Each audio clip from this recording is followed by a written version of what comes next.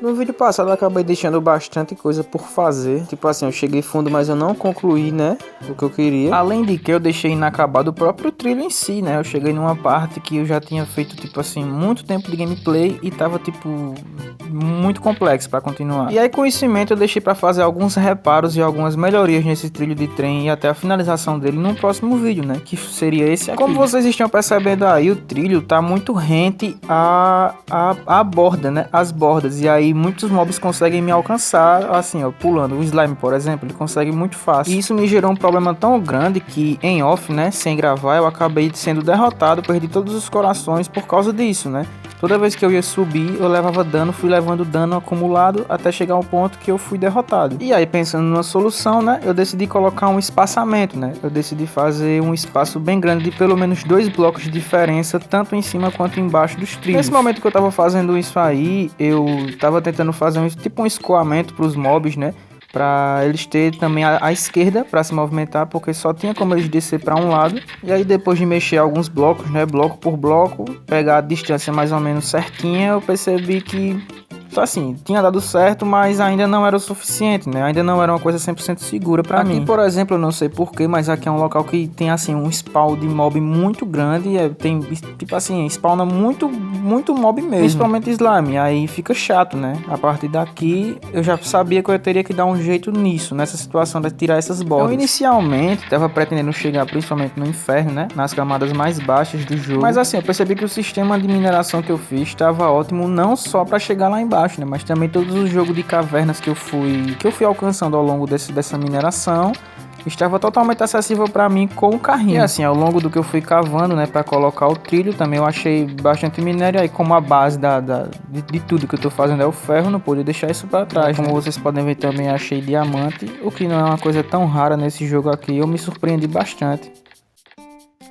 Dei uma pausa para ver, né, o que a Bíblia tinha me mandado, né, a palavra de Deus, aí já voltei a minerar. Eu já não tenho muitas ideias do que fazer em próximos episódios, né, eu tô jogando bem mais em off, tipo assim, esporadicamente esse jogo. E assim, aparentemente vai ter talvez 20 e poucos episódios, né. Eu já não sei tanto mais o que fazer, porque eu já cheguei nas camadas mais baixas, talvez eu faça um teleporte, alguma coisa assim.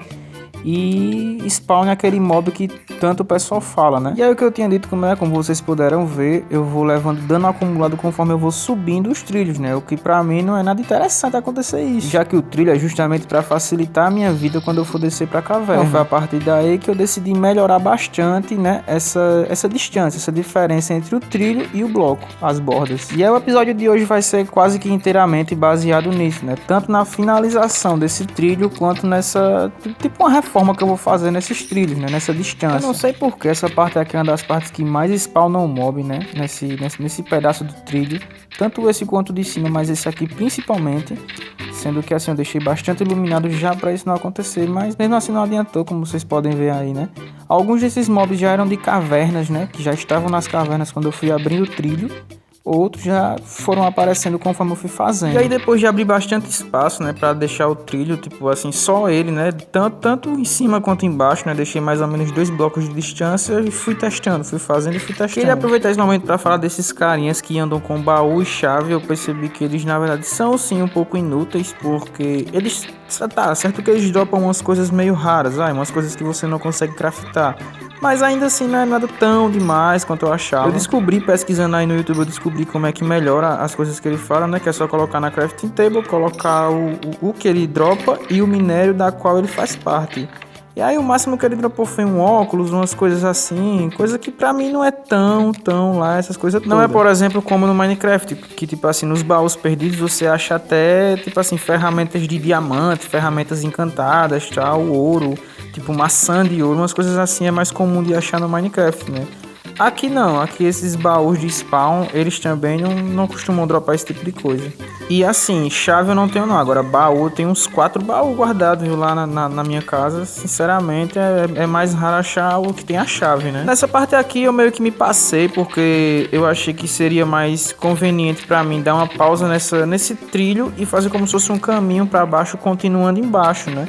O que eu não sabia é que, assim, eu descobri aí, né?